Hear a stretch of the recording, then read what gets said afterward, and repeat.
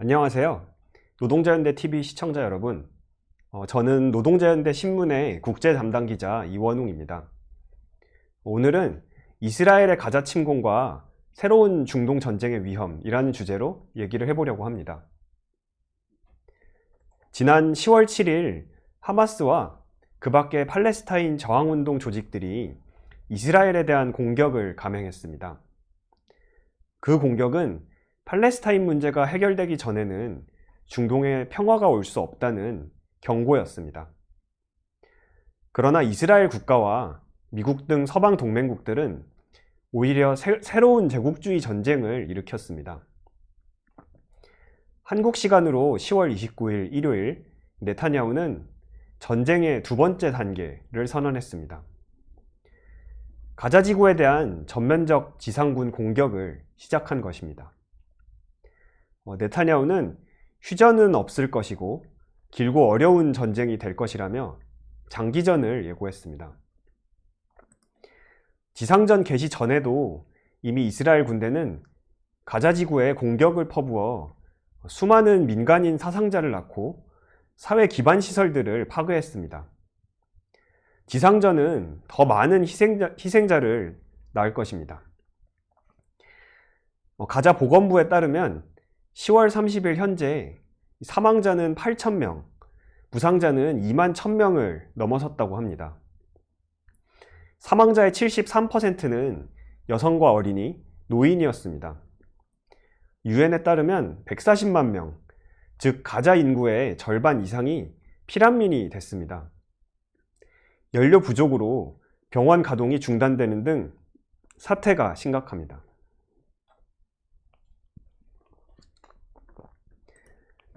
그런데 많은 자유주의자들과 온건 개혁주의자들은 매스미디어를 거스르지 못하고 양비론을 취하거나 아니면 반쯤 타협한 팔레스타인 연대 입장을 취하고 있습니다.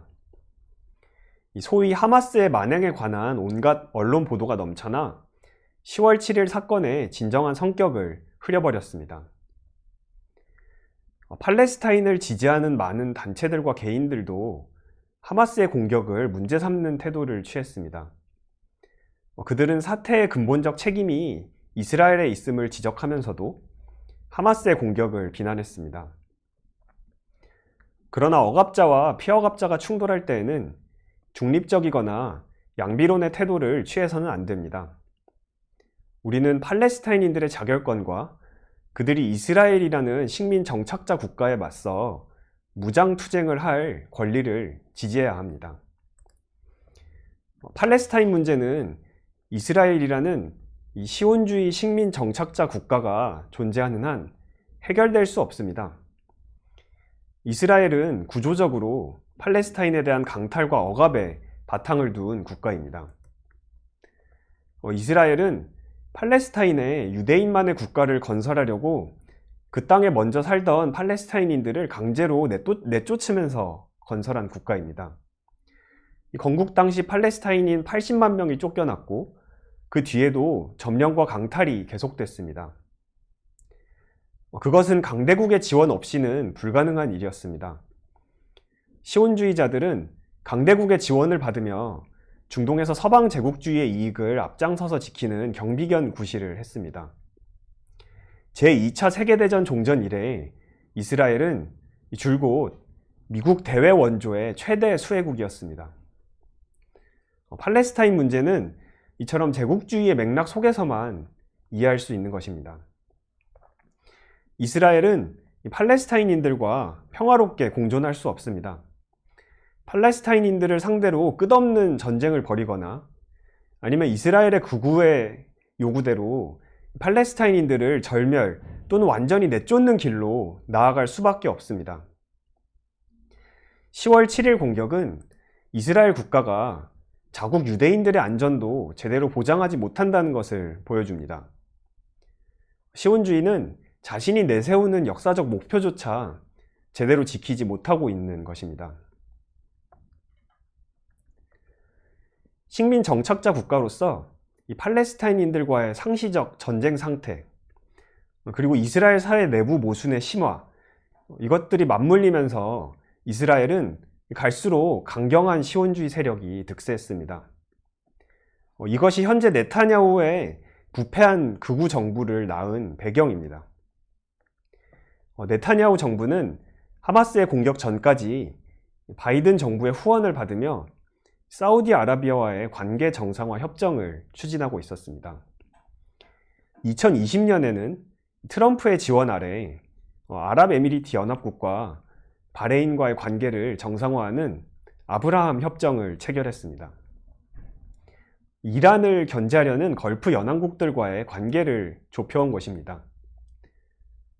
비록 이 아랍 정권들이 팔레스타인인들에게 표명하는 연대는 립서비스 이상인 적이 없었지만 이런 관계 정상화는 마치 팔레스타인 문제를 없는 셈 취급하는 것입니다.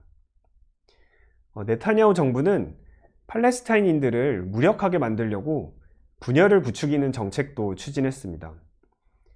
예컨대 팔레스타인 자치정부를 가자지구 봉쇄에 동참시켜 하마스를 더욱 압박하고 하마스와 팔레스타인 자치정부가 서로 싸우게 만들었습니다. 그러는 동안 시온주의 정착자들과 이스라엘군은 네타냐후 정부의 고무를 받으며 서안지구와 동예루살렘에서 정착촌 건설을 강화했습니다. 그러나 10월 7일 하마스의 공격은 팔레스타인인들을 무시하거나 무력화하는 것이 가능하지 않다는 것을 보여줬습니다. 그 공격은 이스라엘 군대와 정보기관에 치욕을 안겨줬습니다. 그들은 그 공격을 예상하지도 신속하게 물리치지도 못했습니다. 이제 이스라엘의 인종분리주의 통치자들은 이 치욕을 처절하게 응징하기를 바라고 있습니다.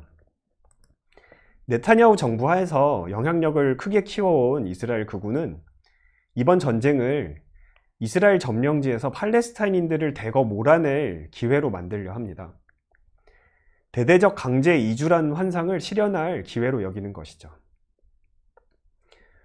이스라엘군은 가자지구 주민들에게 남쪽의 이집트 국경으로 떠나라고 명령했는데 이스라엘 극우는 이를 그들의 환상을 실현할 첫 단계로 여기고 있습니다.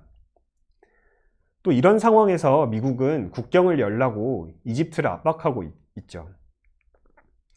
한편 서안지구에서는 시온주의 정착자들이 베두인 유목민들을 대거 쫓아냈습니다. 팔레스타인 연대운동은 제2의 나크바가 새로운 중동 전쟁을 초래할 수도 있다고 이스라엘과 서방 강대국들에게 경고해야 합니다. 10월 7일 하마스의 공격 직후 미국과 유럽연합, 서유럽의 주요국 정부들은 모두 서둘러 이스라엘을 지지했습니다. 말로만 지지를 표명한 게 아니라 군사력을 지원하기도 했습니다. 미국은 두 항모 전단과 2,000명의 해병대 병력, 방공 체계를 지원했습니다. 바이든 정부는 하마스와 푸틴을 엮어서 민주주의의 적이라고 시끄럽게 떠들고 있습니다. 그러나 이는 서방의 위선을 돋보이게 할 뿐입니다. 미국과 나토는 우크라이나의 자결권을 지지하고 러시아의 침공과 민간인 인프라 공격을 규탄한다면서 러시아와 대리전을 벌이고 있지만 팔레스타인인들의 자결권은 부정하고 이스라엘의 만행에 눈 감고 있습니다. 사실 이스라엘과 이스라엘을 지원하는 서방 제국주의자들은 취약한 처지에 있습니다. 미국의 중동 장악력은 2000년대 이래 점점 약해졌습니다. 미국이 중동에서 벌인 테러와의 전쟁이 실패하면서 미국은 여러 어려움에 부딪혔습니다. 미국은 부상하는 중국과의 대결로 역량을 집중하고자 했지만 종종 중동의 발목을 잡혀왔습니다. 미국의 테러와의 전쟁 패배가 낳은 공백을 이란과 같은 영내 강국과 중국, 러시아 같은 세계적 강국이 메우는 것을 두고 볼 수도 없었기 때문입니다. 미국이 이스라엘과 친서방 아랍 국가들의 관계 개선을 추진한 것도 이런 맥락이었습니다. 이를 통해 중동에서 이란을 고립시키고 미국과 중국 사이에서 줄타기 하는 사우디아라비아 같은 국가들을 미국 쪽으로 더 당기려 한 것이죠. 그러면서 중국을 견제하는 데 더 집중하려 했습니다. 그러나 이번 하마스의 공격은 이 계획을 어그러뜨렸습니다. 만약 이란과 레바논 헤즈볼라가 이번 전쟁에 참전하면 이스라엘은 상당한 애를 먹을 것입니다. 미국은 중동 지역에 배치한 자국 군대와 기지들을 지키러 서둘러 나섰는데요. 그러나 이 미국이 시리아나 예멘 같은 곳에서 벌인 폭격과 같은 일들은 미국 자신이 피하고자 하는 더 큰 전쟁을 촉발할 수도 있습니다. 미국 정부가 중동에 군사력을 보낸 것은 중국과의 관계를 관리하려는 것이기도 합니다. 중국은 중동에서 경제적, 정치적 영향력을 빠르게 키우고 있습니다.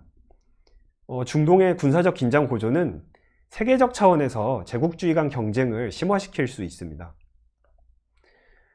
그래서 미국과 다른 여러 나라 정부들이 가자지구 민간인 피해를 줄일 인도적 조처를 도입하라고 이스라엘에 촉구하고 있는 것입니다. 팔레스타인인들을 걱정해서가 아닌 것이죠. 그러나 미국의 뜻대로 사태가 순탄히 통제되기는 쉽지 않을 것입니다. 이스라엘의 야만적 공격은 서방 제국주의의 위험을 안겨주었을 뿐 아니라 대중을 다시 거리 항의에 나서게 하고 있습니다. 이스라엘의 가자지구 봉쇄는 전 세계적인 팔레스타인 연대 운동을 촉발했습니다. 서방 제국주의자들은 시온주의 비판을 유대인 배척으로 모는 운동을 벌여왔는데 최근 그 공세를 강화한 데다 심지어 팔레스타인 연대 운동을 불법화하려고 온갖 노력을 기울였습니다. 그럼에도 팔레스타인 연대 운동은 성장해 왔습니다. 몇몇 나라들에서는 탄압과 또 무슬림에 대한 인종차별의 물결이 새로 일고 있는데도 그렇습니다. 우리는 많은 유럽 나라들에서 팔레스타인인들과 아랍인들에 대한 인종차별적 공격이 벌어지는 것을 반대합니다. 그들은 집회 시위의 권리를 박탈당하고 유대인 배척주의자라는 비난을 받고 있습니다. 그러나 세계 각지의 유대인들도 팔레스타인 연대 집회에 점점 더 많이 참가해 이스라엘이 유대인들을 위한다는 명분으로 만행을 벌이는 것을 반대하고 있습니다. 우리는 대중 집회를 여는데 적극 동참해왔고 앞으로도 계속 그래야 할 것입니다. 현재 팔레스타인 연대 운동은 대중적 국제주의 정서에 놀라운 고향을 나타내고 있습니다. 이 정서는 시온주의를 뻔뻔하게 두둔해온 자국 권력자들에 대한 깊은 분노를 표현하고 있습니다. 연대는 거리 시위로 표현되는 것에 그쳐서는 안 될 것입니다. 서유럽의 경우에는 이 팔레스타인인들의 해방에 대한 지지가 대학들에서 다시 부상하고 있습니다. 이런 이스라엘 반대와 팔레스타인 지지 행동은 강력하고 급진적인 학생운동을 리부팅하는 데 도움이 될 수 있습니다. 팔레스타인 지지 정서의 고향은 여러 나라에서 거대한 운동을 촉발했습니다. 심지어 탄압이 극심한 이집트에서도 그런 일이 벌어지고 있죠. 우리는 그런 운동의 중심에 있어야 합니다. 여러 나라에서 그 운동은 혁명적 좌파를 강화할 진정한 잠재력이 있습니다. 제가 앞서 강조했듯이 이스라엘 국가가 존재하는 한 팔레스타인의 평화는 불가능합니다. 팔레스타인 문제는 이스라엘 국가를 폐지하고 그 자리에 단일한 세속적 민주주의 국가를 세울 때만 해결될 수 있습니다. 그런 국가 하에서는 아랍인이든 유대인이든 무슬림이든 그리스도교인이든 동등한 권리를 누리며 평화롭게 공존할 수 있을 것입니다. 팔레스타인인들의 저항은 이런 목표를 이루는 필수적 조건입니다. 그러나 팔레스타인인들의 저항만으로는 막강한 이스라엘을 패배시키기 어렵습니다. 이스라엘은 제국주의의 지원을 받는 경비견 국가이기 때문입니다. 이스라엘을 패배시키려면 아랍 세계 전체의 힘이 동원돼야 합니다. 그러나 아랍 정권들은 그런 투쟁을 벌일 능력이 없음을 오래전부터 스스로 입증해 왔습니다. 중동의 각국 정부들은 오랫동안 제국주의 질서에 협력해왔고 부패하고 억압적입니다. 사실 이 팔레스타인 해방운동의 성장은 중동 정권들의 위협이 됐습니다.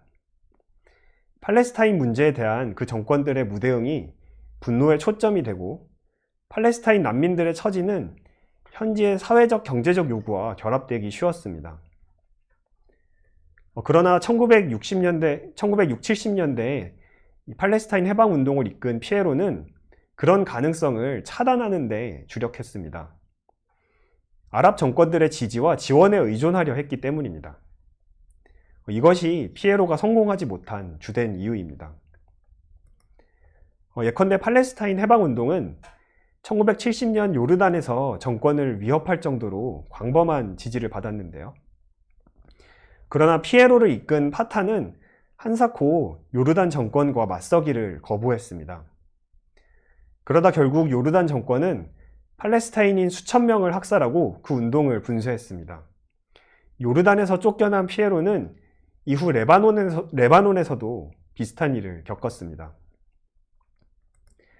사실 팔레스타인 해방운동은 처음에 단일한 세속적 민주주의 국가 수립을 목표로 제시했었습니다. 그러나 아랍 정권들에 의존하려 했기 때문에 패배와 후퇴를 거듭했습니다. 그러다 운동 지도부는 결국 이스라엘과의 협상을 통해 소국가를 인정받는 것을 이 현실적 방안으로 여기게 됐죠. 여기서 소국가는 팔레스타인 영토를 이스라엘과 공유한다는 것입니다. 1987년 팔레스타인에서 대중항쟁이 벌어지자 미국은 항쟁을 달래려고 협상을 중재했습니다. 피에로는 소위 두 국가 방안을 받아들였습니다. 그러나 두 국가 방안의 실상은 평화와 공존이라는 허울 아래 강탈과 점령이 지속되는 것에 불과했습니다. 하마스는 이런 배신적 타협을 비판하면서 부상했습니다.